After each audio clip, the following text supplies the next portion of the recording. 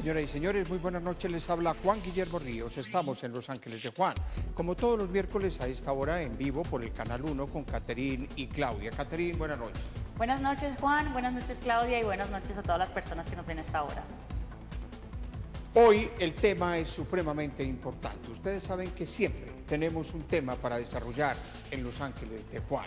Y el tema hoy es la actual situación en Venezuela, donde hay una impresionante crisis social y política. Caracas es hoy una de las dos ciudades más inseguras y peligrosas del mundo.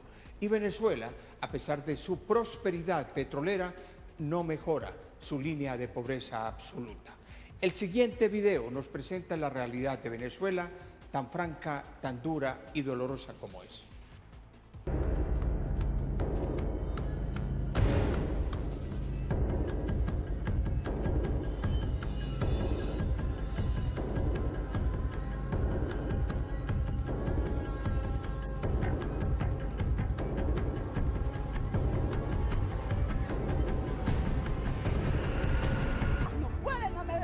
Gobierno. Uniforme verde.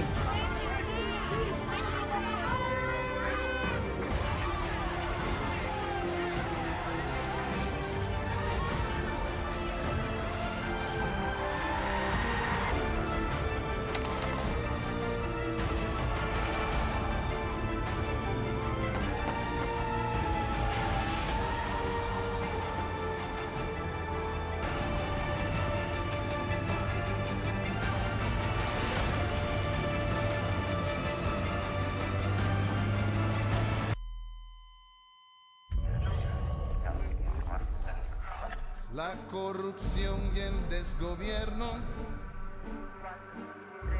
hacen de la ciudad un infierno. Gritos y acusaciones, mentiras y traiciones hacen que la razón desaparezca. Nace la indiferencia, se anula la conciencia y no hay ideal que no se desvanezca. Un grupo armado y lo asumo de manera responsable. Estamos en armas contra los imperios del mundo y defensa de los ideales de Chávez. Hoy estamos aquí por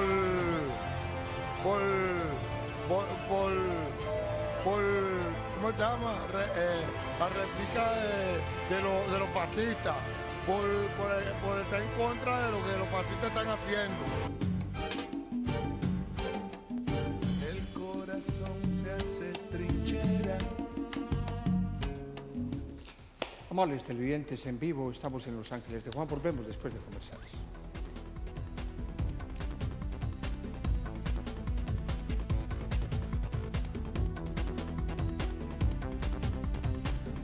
Para hablar de la problemática, Caterina y Claudia van a abordar el tema.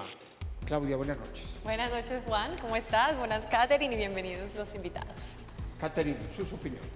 Bueno, el tema de Venezuela es extremadamente complejo, Juan. Y digamos aquí la gran pregunta que nos hacemos muchos es, ¿el gobierno venezolano es una democracia o es una dictadura? En este punto hay que revisar que una democracia se mide desde dos aristas, desde el origen y desde el ejercicio. En el origen claramente el gobierno venezolano es democrático porque fue elegido en las urnas por una mayoría, pero en el ejercicio yo creo que a nadie le queda duda que estamos frente a una dictadura absolutamente terrible, tanto en lo político como en lo económico y en lo social. Para mí definitivamente es una dictadura además trágica.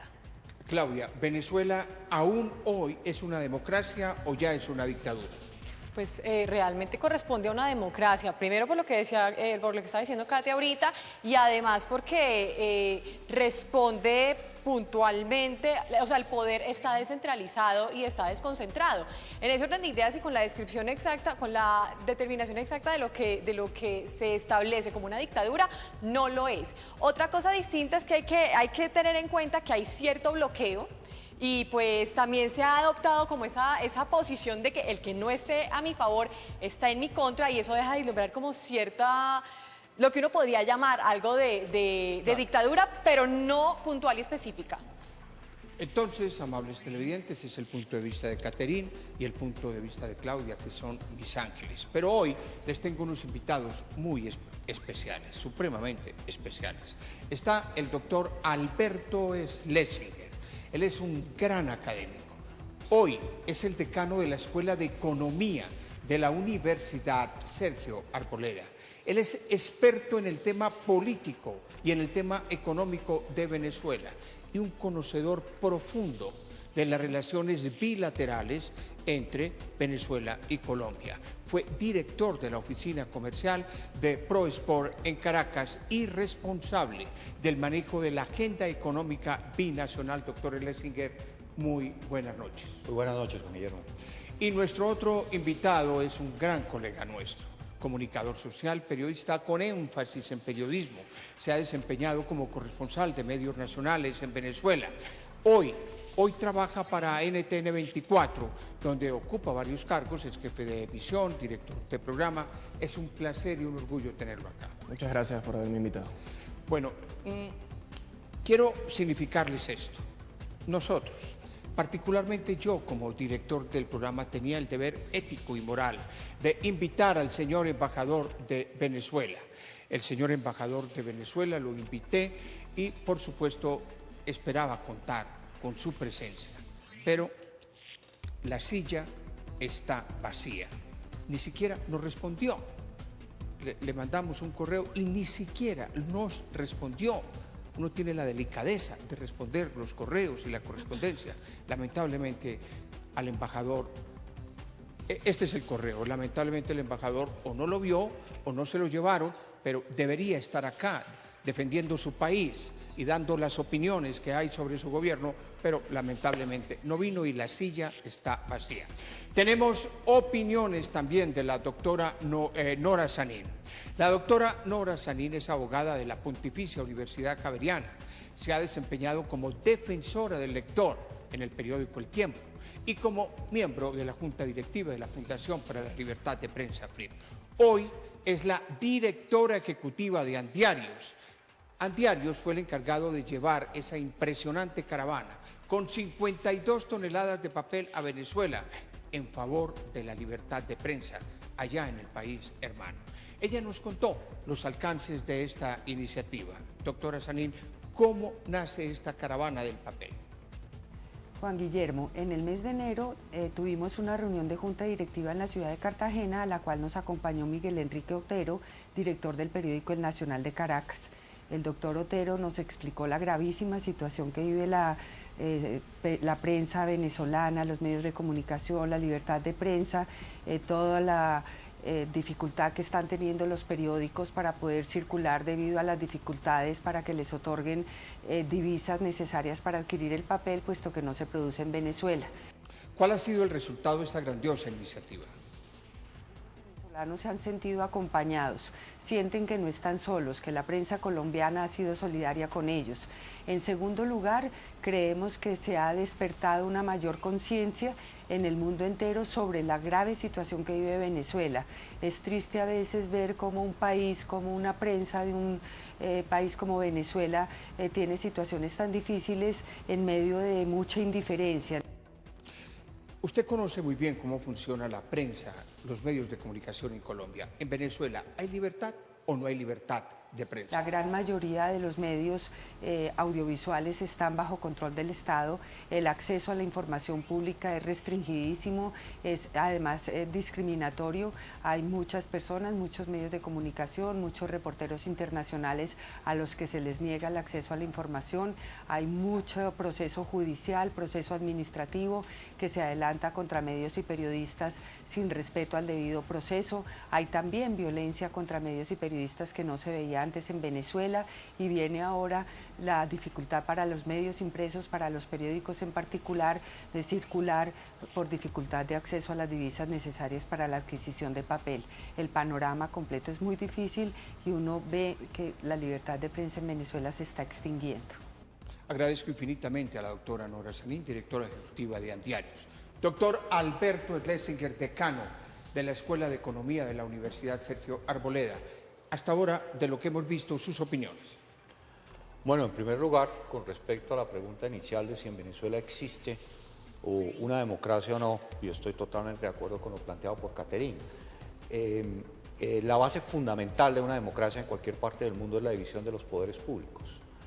El hecho de que en Venezuela esa división haya desaparecido hace mucho tiempo y la controle el Ejecutivo nos dice que en Venezuela no hay un sistema democrático operativo. En segundo lugar,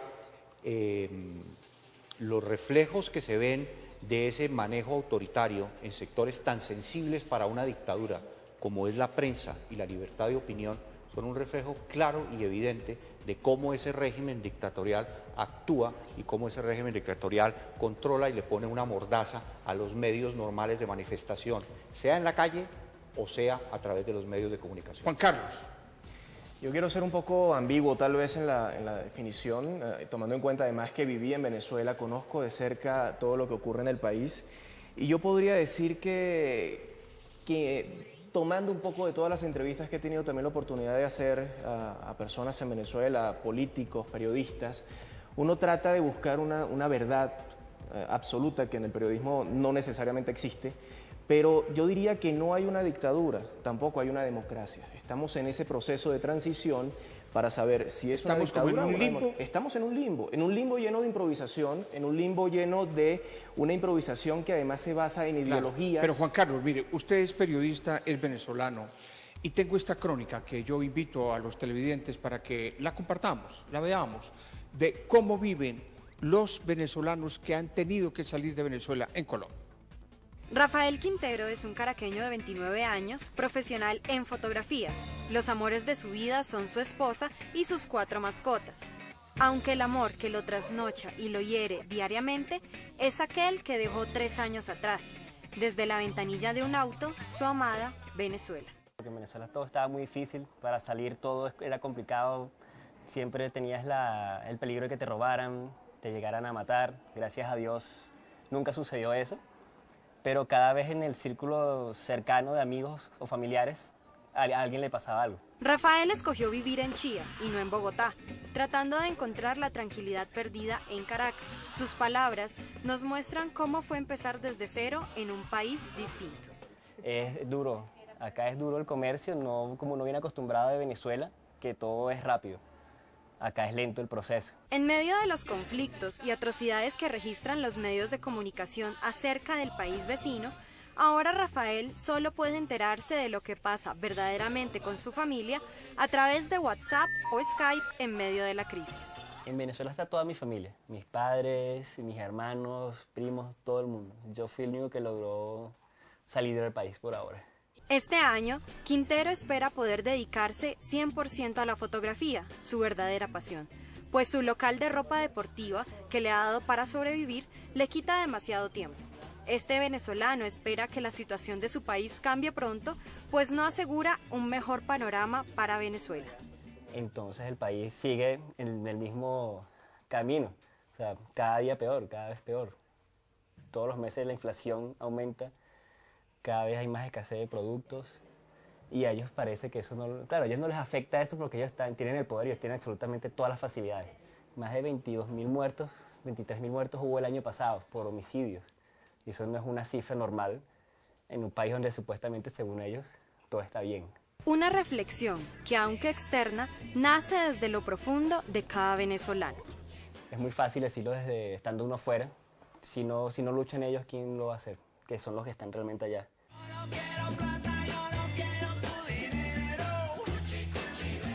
Los Ángeles de Juan, todos los miércoles en vivo acá en el Canal 1 a las 10:15 de la noche. Volvemos después de comerciales. Los Ángeles de Juan, volvemos. Catherine, sus opiniones. Bueno, antes que opiniones, tengo una pregunta, doctor. En Venezuela, ¿se redistribuye la riqueza o se redistribuye la pobreza? Yo diría que Venezuela es uno de los casos y ejemplos más dicientes de lo que significa, en primer lugar, la dilapidación de una de las bonanzas más grandes que ha habido en América Latina y, por otra parte, la destrucción sistemática del aparato productivo. Para ponerla en contexto, los ingresos que Venezuela ha recibido en estos 15 años de presencia del régimen chavista en Venezuela superan en más de 3 veces los ingresos que Colombia ha recibido por los mismos conceptos con la mitad de la población. Y si lo vemos desde el punto de vista del aparato productivo, lo que se denomina la malla productiva venezolana, especialmente la relacionada con el sector privado y con la actividad privada, se ha destruido en un 60%. Entonces, cuando hablamos de redistribución, pues sí, es posible que índices como el índice de Gini que mencionábamos pueda mostrar que hay una menor concentración, pero lo que es fundamental es qué ha pasado con la riqueza del país. ¿Para dónde se va toda esta plata? Claro. Esa plata yo diría que se va por varios vías, por varios canales, fundamentalmente por ineficiencia y ineptitud en el manejo de los recursos. Sí. En segundo lugar, por utilizar los recursos de Venezuela, económicos de Venezuela, como apalancamiento de su posición y poder político a nivel mundial, no solamente a nivel de América Latina, sino a través de inversiones y compras que van desde las armas que se le compran a Rusia y a países de la Unión Soviética. ¿El caso iraní? El caso iraní, como lo que se otorga en Centroamérica, como lo que se le da a Cuba en barriles petroleros, etc. Y finalmente lo más grave de todo, que son los niveles de corrupción rampantes a todo nivel que han hecho que esos recursos se dilapiden. Claudia, con Juan Carlos.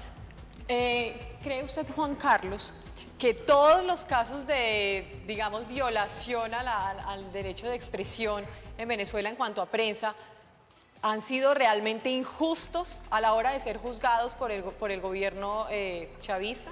Fíjate que en las redes sociales, por ejemplo, me critican mucho porque yo critico mucho.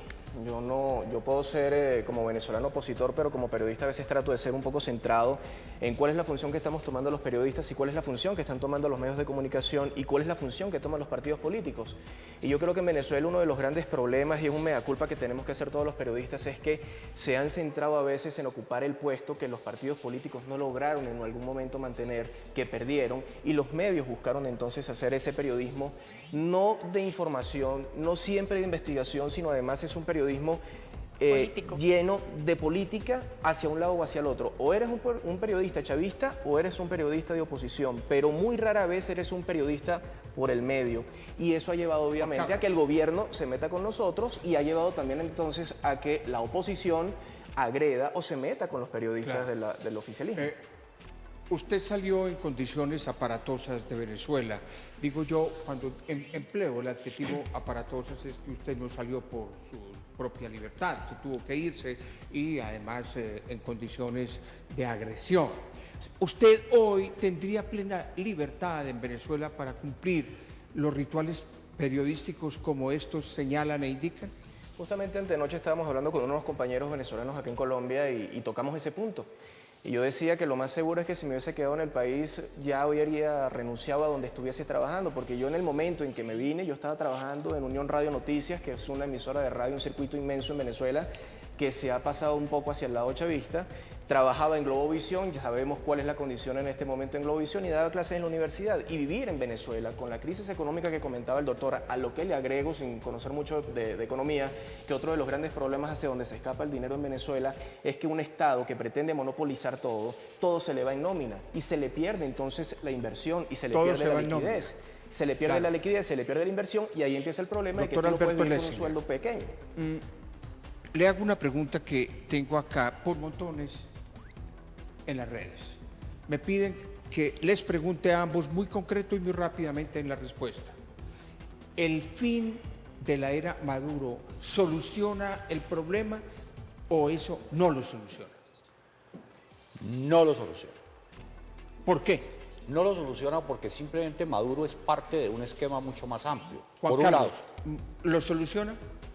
Repíteme la pregunta. ¿El fin de la era Maduro soluciona el problema actual de Venezuela? No, el gran problema que tiene Venezuela en este momento no es de quítate tú para ponerme yo y se arregló esto. Esto es un proceso que va a durar 10, 15, 20 años o más, porque no es solamente una descomposición económica, es una descomposición social, es la violencia que no necesariamente está ligada a la economía, también es la descomposición y el discurso violento que te ha engendrado odio, y no es precisamente el amor que pregona el socialismo. A eso precisamente iba yo y te quería preguntar puntualmente, ya que eres venezolano y tuviste la oportunidad de estar allá y de vivir allá. ¿Cuánto tiempo le va a tomar al pueblo venezolano reconciliarse después de una guerra en donde la psiquis colectiva está absolutamente encrispada y llena de odio, y hay generaciones que ya nacieron durante el régimen chavista y que no conocen otra forma de concebir al distinto. ¿Cómo hacer, suponiendo que el régimen chavista se cayera mañana, para que colectivamente pudiera renacer una reconciliación, teniendo en cuenta que además Venezuela ha sido un país que tradicionalmente no ha sido violento? Ahí hay dos cosas, ¿no? Porque como lo has dicho, hay una sociedad, una juventud venezolana que no ha conocido sino es el chavismo. Y entonces tienes un lado que solamente ha conocido el chavismo, que lo ama, que lo adora, que da la vida por esa patria, por esa revolución, y tienes el otro lado del chavismo, de esa juventud que odia a Chávez y que no cree en una revolución socialista. Para que esos dos sectores entiendan que puede haber una tercera vía va a ser muy difícil, pero más difícil todavía va a ser cuando tienes en algún momento una dirigencia política que dice ser nueva, que dice ser rejuvenecida, pero está liderada por personas de la llamada Cuarta República, de aquellos viejos políticos, de un Henry Ramos Salud, de un Ramón Guillermo Abeleo, que no van a permitir en ningún momento renovar la política y mucho menos buscar una reconciliación. Claudia, con el doctor Alberto Iglesias. Doctor Sterling, ¿piensa usted que el modelo económico actual mejoraría en caso de que ya Maduro no estuviera en la presidencia? O sea, ¿que la problemática se debe puntualmente al gobierno de turno o es un proceso de muchos años, desde los 70, finales de los 70, 80, que empezó esta crisis en Venezuela? A ver, en primer lugar yo distinguiría, yo no creo que en Venezuela haya un modelo. Un modelo implica organización, estructuración, orientación. En Venezuela lo que hay es un despelote generalizado. Ese es el primer punto. En segundo lugar, si bien es cierto que Venezuela venía viviendo una crisis económica generada en buena parte por la caída de los precios petroleros, no se nos olvide que cuando Chávez llegó al poder el barril de petróleo en Venezuela estaba a $8 en una economía que depende de los ingresos petroleros. Lo que ha sucedido a partir de la llegada del régimen chavista ha sido una destrucción totalmente, como digo yo, metódica y dirigida de la economía venezolana, que va a requerir, en las condiciones que hoy en día se encuentre, de un periodo muy largo para recuperarla, y en segundo lugar, de unas medidas muy fuertes, muy profundas, que indudablemente en la primera etapa van a afectar a la población venezolana, pero que si no se toman no es posible pensar en una recuperación. Juan Carlos, usted es periodista. El doctor Alberto Schlesinger tiene la visión académica y conoce a Venezuela. Hágale una pregunta. Es mejor preguntar que ser entrevistado. Doctor, en este momento con la crisis política que ha comentado en Venezuela, cuando usted mismo dice que no hay un modelo económico en el país, entonces ¿por qué se mantiene el chavismo enquistado en Miraflores? ¿Por qué la oposición no logra retomar con las propuestas que tenga, económicas sobre todo, que es el mayor problema, el poder? No con la violencia, no con la guarimba, sino con propuestas. Un modelo de estado de bienestar. El régimen venezolano ha tenido dos fundamentos. Y son los dos fundamentos que lo han mantenido y que permitieron que Chávez haya estado en el poder y haya hecho lo que ha hecho, y que Maduro esté en el poder y esté haciendo lo que está haciendo. Primero, los ingresos petroleros. Chávez sin los ingresos petroleros, Chávez con el barril de petróleo a $9 hubiera durado muy poco en el poder. Y en segundo lugar, el soporte militar. Hay una cosa que es bien importante tener en cuenta. Por más de que aparezcan los civiles y por más de que el señor Maduro sea civil, el régimen político que existe en Venezuela es un régimen militar. Y son los militares los responsables, al final de cuentas, de lo que está sucediendo en Venezuela, de lo que suceda en el futuro en Venezuela. Doctor, no son los civiles. Una pregunta suya para Juan Carlos como periodista venezolano. A ver, Juan Carlos, yo le preguntaría lo siguiente. El tema de la dictadura, me llamó la atención su respuesta con relación a la dictadura.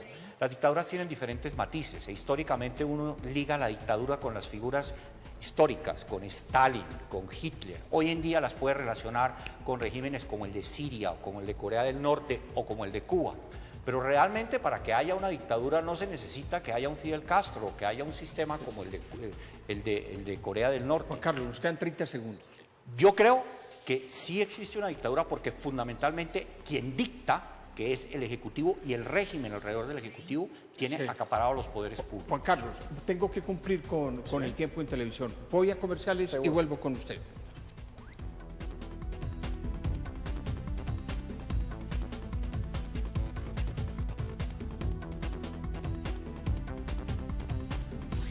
Amables televidentes, en Los Ángeles de Juan, en vivo, tenemos desde Caracas al dirigente estudiantil Juan Fernando Flores. Juan Fernando, muy buenas noches. El Tribunal Supremo de Justicia prohibió la protesta social no autorizada. Ante esto, ¿ustedes van a seguir en las calles? Buenas noches, Juan Guillermo, ¿cómo estás? Y a toda la gente de Colombia que nos está escuchando. Efectivamente, Nicolás Maduro, a través del Tribunal Supremo de Justicia, abusando de los poderes, dado que hoy en día se puede demostrar que no hay una autonomía real de lo que son los poderes públicos en Venezuela, prohibió la protesta. Trató de criminalizar y de satanizar las protestas que llevan ya más de 77 días en la calle y que van a continuar. Nosotros, ante la negativa del Tribunal Supremo de Justicia de permitir que el movimiento estudiantil y los diferentes venezolanos que han decidido salir a la calle protesten, hemos decidido que vamos a continuar y avanzar en una nueva fase, donde no vamos a abandonar la calle, donde no vamos a abandonar la lucha y seguiremos adelante en esto, porque esto es la conquista de la democracia, la conquista de la libertad. En directo desde Caracas, Juan Fernando, ¿ustedes quieren ser parte de la mesa de diálogo con el presidente o van a ir hasta el final de la lucha? El movimiento estudiantil ha sido muy claro en el tema referente al diálogo. Para nosotros sentarnos a dialogar con el gobierno nacional, tenemos unas condiciones muy claras que hemos exigido que se cumplan.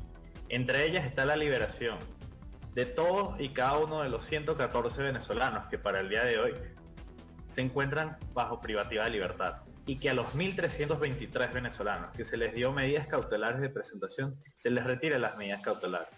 Porque el sentarnos con Nicolás Maduro sin que esto se dé es sencillamente pasar por encima de un pueblo que decidió salir a la calle. Nosotros no queremos sentarnos ahí para ser parte de un show. Queremos sentarnos ahí para solucionar un problema que hoy en día tiene el país y un problema que está quejando a cada uno de los ciudadanos en Venezuela. Es por ello que nuestras condiciones siempre han sido muy claras: libertad para los presos políticos y justicia para cada uno de los caídos. Tenemos 43 venezolanos que fallecieron y que al día de hoy no hay justicia para ellos. Pero si fuese uno de esos venezolanos adeptos al oficialismo, la justicia se hace inmediata. Y nosotros siempre hemos estado en contra de ello. La justicia no ve un tinte político. Al momento de un asesino quiere matar a un venezolano para robarlo, no pregunta si pertenece a un partido político o a otro. Sencillamente efectúa un crimen. Y el día de hoy, tras 77 días de lucha, los crímenes no han tenido justicia. Juan Fernando Flores es uno de los dirigentes estudiantiles en vivo desde Caracas. Juan Fernando, muchas gracias. Muchísimas gracias, Juan Guillermo, por la oportunidad de que se nos escuche fuera de Venezuela y que las noticias de lo que hoy en día vive el pueblo venezolano salgan de nuestros límites. Hemos siempre sido hermanos países y en esta lucha, en estos momentos tan difíciles, agradecemos la oportunidad de poder ser nuestra voz fuera de Venezuela. Ahí está, en vivo desde Caracas, uno de los dirigentes estudiantiles más importantes en toda esta protesta que lleva 77 días. Andrés Méndez, de Vigilabs, quería plantearle este tema, Andrés. La primavera árabe, como la situación política en Venezuela, tienen un común denominador que son las redes sociales. Andrés, todo se mueve a través de las redes sociales. ¿Usted cómo explica esto como experto? Bien, básicamente, Juan Guillermo, lo que sucede es que hoy día se puede hablar de un tema de que sería la protesta 2.0, por llamarlo de cierta forma. Sí, básicamente hoy día los estudiantes en Venezuela sí están armados, pero con la tecnología, ¿sí? Básicamente esta es el arma de ellos. Cada uno de los estudiantes que sale a marchar por, pues digamos, por todo lo que representa básicamente ese mensaje de ellos, ellos tienen un arma y es los celulares. En sus celulares ellos tienen conexión a internet, tienen acceso a redes sociales, tienen cámara y desde allí ellos reportan, digamos, son millones de reporteros. Este es el arma del siglo XXI, esta es, y esto está revolucionando al mundo. ¿Cómo está Maduro en las redes sociales? Perfecto. Básicamente vamos a ver ahorita un breve estudio que hicimos a nivel de menciones positivas y negativas, lo que hemos venido viendo, pero en este caso sobre Nicolás Maduro y acá en Colombia. Básicamente lo que van a observar ahorita en las gráficas, aquí ven, estas son las menciones que monitoreamos, un total de 20.586 menciones, 3.476 diarias durante un periodo de 10 días. Y vamos a ver los últimos 5 días en detalle en la siguiente gráfica y vamos a ver básicamente cómo todo lo que es la línea roja corresponde a las menciones negativas desde Colombia sobre Nicolás Maduro. La parte verde son las menciones, digamos, que hoy día se hacen positivas sobre Nicolás Maduro. Entonces, si nos damos cuenta, hoy particularmente, el 29 particularmente, la última lectura, hubo algo que fue un hito, particularmente ese día era el cumpleaños del líder Leopoldo López. Entonces, las menciones negativas subieron mucho durante el 29, que fue el último que vimos allí. ¿De acuerdo? Pues Andrés Méndez de Wigilabs, mil gracias y bienvenido siempre. Y gracias por recordarnos que esta es el arma que utilizan en Venezuela los estudiantes y no tienen ninguna otra. Volvemos en Los Ángeles de Juan después de estos comerciales.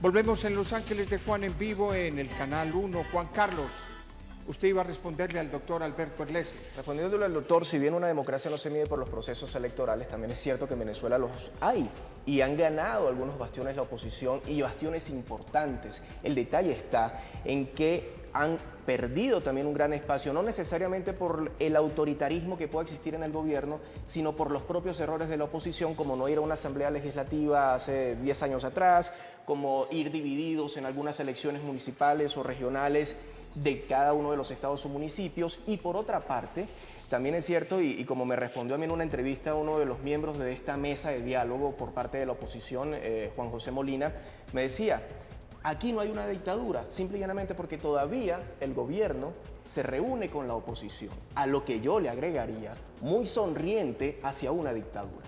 Pero hablar de que todavía estamos en una dictadura no lo es, porque no hemos terminado de cerrar medios, porque legalmente Radio Caracas fue quitada su concesión, no fue cerrado como tal. Por citar uno de los tantos ejemplos. Quiero sobre ese tema, Juan Carlos, doctor Alberto, y los televidentes contarles una anécdota. Un día estaba yo en Cuba y me invitaron a un acto, a una reunión con Fidel, un amigo que yo tengo allá. Y yo en la reunión, después de que me presentaron a él, yo le pregunté: comandante, ¿en Cuba hay libertad de prensa? Me dijo: claro, chico, siempre y cuando no atente contra el régimen. ¿Así es? Sí, señor. Así es. Catherine. No, pues absolutamente, no hay duda. Yo tengo una pregunta para Juan Carlos y es precisamente sobre el tema de la oposición. Muchos dicen, pues gente de Venezuela a quienes he consultado, que estas protestas estudiantiles, digamos, fueron contraproducentes porque atomizaron todavía más la oposición, que está, digamos, encarnada en 3 líderes que parecieran entre ellos también estar compitiendo para capitalizar de alguna manera políticamente toda esta crisis. Frente a eso, entonces, ¿qué hacer? Mira, aquí el gran problema de la oposición es que el interés común está muy por debajo del interés particular. La mayoría de los líderes están buscando sus nidos de poder y los estudiantes, que sí son unas personas que han empezado, digamos, de una u otra forma a manifestar por un gran descontento que pueda existir en el país, también tienen en este momento sus grandes líderes que están buscando proyección. Eso desmembra un poco la oposición. Y por otra parte, estamos hablando de una oposición que hasta cierto punto está entrando en una violencia porque no tiene orientación alguna. Doctor Alberto, 30 segundos, sus conclusiones. Yo diría que mis conclusiones, analizando la situación de hoy en día en Venezuela, es que la situación económica y la actitud valiente de los estudiantes serán la némesis de la cúpula actual venezolana. Eso no quiere decir que caiga el régimen. Juan Carlos, 30 segundos, su conclusión sobre Venezuela hoy. En este momento en Venezuela todo depende, como lo ha dicho el doctor, de lo que hagan los jóvenes, pero también de lo que haga la vieja cúpula política de la oposición. Y esa puja de poder o se terminan de dividir o digamos los viejos ceden ante un nuevo progreso para el país que sea liderado por además jóvenes. Juan Carlos, doctor Alberto, mil gracias, pero yo les quiero comentar y les quiero compartir estas palabras. La libertad de prensa es una condición absolutamente indispensable que identifica y consolida a un Estado democrático. En materia de ética y de moral no hay término medio. Nadie es medio ético, nadie es medio moral. Y lo mismo ocurre con la libertad de prensa. O hay libertad o no hay libertad, pero no cabe el término medio. Los periodistas venezolanos, todos, absolutamente todos, como los estudiantes, están cumpliendo una labor heroica que la historia les exige. La historia se los exige. No hay hoy un solo amigo de Venezuela, como lo somos todos nosotros, que no añore pronto una Venezuela en paz. Las opiniones alternativas son las que hacen viable una democracia, no el unanimismo. A los estudiantes venezolanos les digo, sigan con la bandera en alto, porque los sueños que no realizamos son los sueños que nos permiten volver a soñar. Caterine, mil gracias. A ti, Juan, y a todos los invitados y a todas las personas que nos Claudia, están mil viendo. gracias. A ti, Juan. Andrés, mil gracias y le devuelvo el arma. No me gusta andar armado, le devuelvo el arma. Les habló Juan Guillermo Río, nos vemos en 8 días en vivo en Los Ángeles de Juan, acá en el Canal 1.